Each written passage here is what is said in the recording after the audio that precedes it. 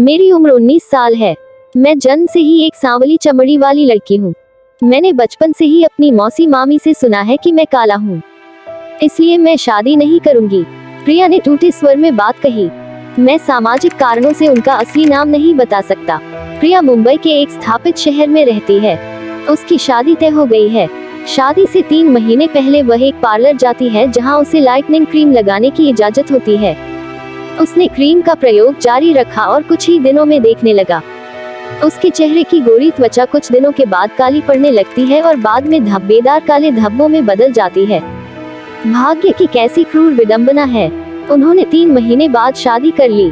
उसे तय करना है कि कहाँ शादी में कौन आएगा और किसको बुलाएगा। वह अब अपने लुक को ठीक करने में पैसा और समय बर्बाद कर रही थी।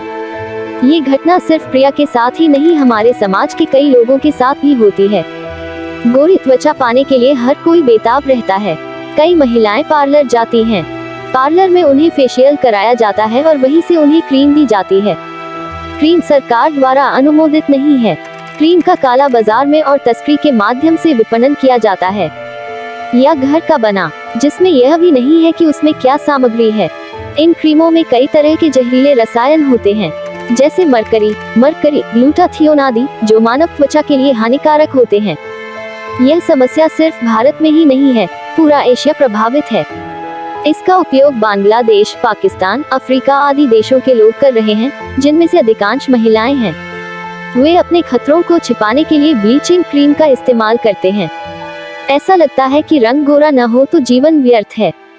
2017 के आंकड़ों के मुताबिक इस रंगाई उद्योग की आय 50,000 करोड़ रुपए थी। अनुमान है कि यह उद्योग वर्ष 2027 के भीतर लगभग 90,000 करोड़ रुपए के कारोबार का हो जाएगा। मलिनीकरण उत्पादों में साबुन, क्रीम, फेस वॉश, टैबलेट और प्रमुख इंजेक्शन शामिल हैं। इनकी मांग एशिया और अफ्रीका के कुछ देशों में सबसे ज्यादा है। विश्व स्वास्थ्य संगठन के अनुसार अफ्रीका में हर 10 में से 4 महिलाएं इन सौंदर्य प्रसाधनों का उपयोग करती हैं। अफ्रीका में जिस देश में इन उत्पादों का सबसे अधिक उपयोग किया जाता है वह नाइजीरिया है। इस देश में लगभग 77% महिलाएं इन उत्पादों की शिकार हैं। इसके बाद टोगो है जहां हटी 66% है। वहीं दक्षिण अफ्रीका में इसकी दर 35% है। भारत में 61% और चीन में 40%। इन उत्पादों की मांग दिन ब दिन बढ़ती जा रही है। अब इसका पता लगाते हैं। इंसान के कालेपन के पीछे की वैज्ञानिक व्याख्या। मनुष्यों में कालेपन के पीछे मेलानिन मुख्य घटक है। शरीर में जितना अधिक मेलेनिन होता है उतना ही गहरा होता है, और उसके शरीर में मेलेनिन जितना कम होगा वह उतना ही गोरा होगा। अब बहुत से लोग सोच सकते हैं कि यह मेलेनिन को कम करने के लिए काफी है, लेकिन मेलेनिन मानव शरीर का एक ऐसा आवश्यक तत्व है जो मानव त्वचा को प्रतिरोध के पूर्ण हाथ से बचाता है। जिस व्यक्ति के शरीर में मेलेनिन की मात्रा कम होती है वह धूप के संपर्क में आने पर बहुत जल्दी सनबर्न हो जाता है, और जिसके शरीर में मेलानिन ज्यादा होता है वो धूप में रहने पर भी नहीं जलता है। धूप में रहे और मेलेनिन बढ़ता रहेगा, तुरंत त्वचा अपनी चमक खो देगी। इसलिए अधिकांश व्हाइटनिंग उत्पाद शरीर में मेलेनिन के उत्पादन को कम करके काम करते हैं। ऐसे में मरकरी, हाइड्रोकॉन, विटामिन सी आदि अच्छे से काम करते हैं। ऐसे में पारा एक घातक जहर है, लेकिन त्वचा को गोरा करने वाले उत्पादों में यह हमेशा दिखाया जाता है, और अधिकतर इसलिए महिलाएं बिना डॉक्टर की सलाह के इन हानिकारक पदार्थों का सेवन करती हैं। हाइड्रोकॉन एक घटक है जो डॉक्टर की देखरेख में डॉक्टर द्वारा निर्धारित किया जाता है। एक निश्चित समय तक एक निश्चित स्तर का उपयोग किया जा सकता है, लेकिन उस डॉक्टर की देखरेख में वास्तव में यह कहाँ किया जाता है, परिणाम स्वरूप त्वचा को गंभीर नुकसान होता है। विश्व स्वास्थ्य संगठन के अनुसार पारा युक्त उत्पादों के सेवन से मानव शरीर में कई तरह की समस्याएं हो सकती हैं, जैसे किडनी की समस्या, त्वचा का काला पड़ना, कैंसर, त्वचा की प्रतिरोधक क्षमता में कमी, चिकते, बैक्टीरिया और फंगल प्रतिरोध, त्वचा का रंग काला पड़ना, श्वसन तंत्र की समस्या, मस्तिष्क की समस्या, मानसिक चिंता आदि। मानव समस्या का कोई अंत ही नहीं है, यहाँ तक यह मौत का कारण भी बन सकता है। क्या इन उत्पादों का निर्माण Thailand, Pakistan, Bangladesh, Bharat, Africa, Poland, चीन, इंडोनेशिया, अमेरिका जैसे देशों में हो रहा है? और उन उत्पादों के खरीदार आप, हमारे परिवार के सदस्य, पड़ोसी आप हैं। देखिए कि कहीं हम थोड़ा गोरा होने के लिए अपनी त्वचा को नुकसान तो नहीं पहुंचा रहे हैं। ब्रिटिश स्किन केयर फाउंडेशन के प्रवक्ता एंड एलेक्जेंडर, आइए सुनते हैं मैंने क्या कहा। उन्होंने कहा कि हमारी त्वचा को पूरी तरह गोरा बनाने का कोई सुरक्षित तरीका नहीं है और बाजार में उपलब्ध फेयरिंग क्रीम के पास कोई सबूत नहीं है कि वे वास्तव में गोरे हैं, लेकिन वे इसका उल्टा करते हैं जिससे त्वचा को नुकसान पहुंचता है। ये उत्पाद आपकी त्वचा को असामान्य रूप से सफेद बना सकते हैं। इसके विपरीत यह इसे असामान्य रूप से काला कर सकते हैं, जिससे मानव त्वचा के प्राकृतिक गुण खो जाते हैं। निष्पक्ष होना स्वीकार्य है, लेकिन घाना और महिलाओं ने इसे एक पायदान ऊपर ले लिया है। अभी हाल तक घाना में गर्भवती महिलाएं वो एक तरह की टैबलेट लेता था। उन्होंने सोचा कि इन गोलियों के सेवन से गर्भ में पल रहा बच्चा गोरा होगा।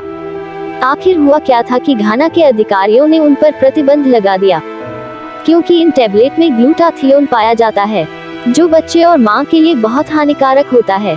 सादे गोलियों में प्रयोग किया जाता है। स्किन लाइटनिंग क्रीम में इसके सभी हानिकारक तत्वों का इस्तेमाल किया जाता है और इन्हीं के प्रयोग से कहानी शुरू होती है प्रिया की तरह सबकी स्थिति से। सिर्फ प्रिया ही क्यों, ये बातें अक्सर देखने को मिलती हैं। 2020 के आंकड़ों के अनुसार बांग्लादेश में इन उत्पादों की मांग 12,000 करोड़ तक पहुंच गई है, जो दिन प्रतिदिन बढ़ता ही जा रहा है। लेकिन गोरे लोगों के लिए इतनी व्यवस्था क्यों? दरअसल यह मनोवैज्ञानिक है। भारत में 10 में से 8 महिलाएं ऐसा महसूस करती हैं गोरी त्वचा सुंदर होती है। उन्हें लगता है सुंदर होने से सामाजिक रूप से कई फायदे मिलते हैं, लेकिन उनके विचार काल्पनिक नहीं हैं।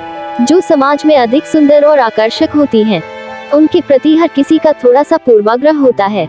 अगर आप एक ही रंग के हैं, तो क्या आपने अपने जीवन में कम से कम एक बार काले, बदसूरत जैसे अपमान नहीं सुने हैं? विवाह के समय गोरे वर वधू को विशेष सम्मान नहीं मिलता, इसलिए गोरी त्वचा को युगों से अनुकूल रूप से देखा जाता रहा है। तो हमारे देश की महिलाएं चाहती हैं उनके ब्राउन कॉलोस को बदलें। सफेद कॉलोस को चालू करने के लिए कई लोग फिल्मों, नाटकों और फिल्मों जैसे उद्योगों पर इन उत्पादों की लोकप्रियता को दोष देते हैं। इस इंडस्ट्री में बॉडी स्ट्रक्चर और स्किन ब्यूटी पर ज्यादा जोर दिया जाता है। टीवी पर दिखती खूबसूरत आकर्षक महिलाएं, वे उनके जैसा बनना चाहते हैं। इसकी वजह से लाखों महिलाओं की सेहत को खतरा है। समाज में काले नायकों के शेर का हिस्सा पुरुष हैं। गोरी चमड़ी वाली औरतों की तरफ आकर्षित होना महिलाओं को इस भयानक रास्ते पर जाने के लिए मजबूर किया गया है। यहाँ तक जो काले या अच्छे दिखने वाले नहीं हैं, उन्हें भी नौकरी नहीं दी जाती है। इसे खत्म करने की जरूरत है। इसके लिए जागरूकता की आवश्यकता है। इस लक्ष्य के लिए कई संसाधन काम कर रहे हैं। त्वचा का रंग सफेद होना चाहिए। इस तरह के रवैये को दूर करने के लिए दुनिया के अलग अलग हिस्सों में तरह तरह के आंदोलन चल रहे हैं।